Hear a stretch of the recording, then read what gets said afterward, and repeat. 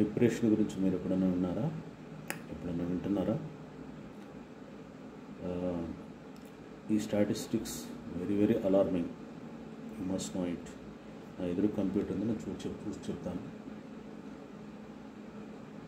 ప్రతి ఒక్క 8 మందిలో ఒకడు డిప్రెషన్తో సఫర్ అవుతున్నాడు.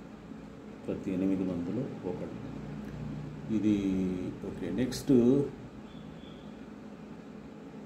suicide rates is the 4th leading cause of death among 59 and 29 years old globally.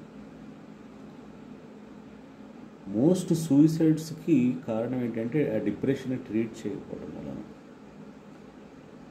ఇప్పుడు డిప్రెషన్ అన్నది ఈ యంగర్ జనరేషన్స్లో చాలా ముఖ్యంగా బిలో 30 years వాళ్ళలో ఎక్కువ కనపడుతుంది.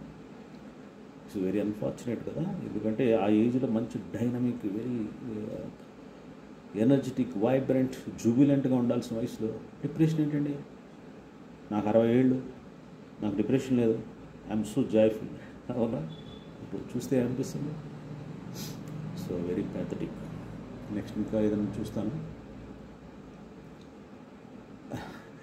India has one of the highest depression rates in the world according to national mental health survey India.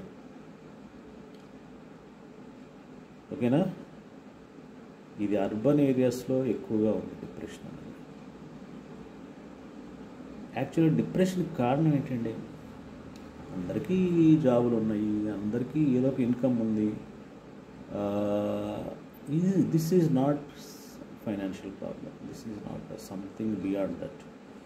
You want to know why this is happening? It is a global phenomena. I have created a long video.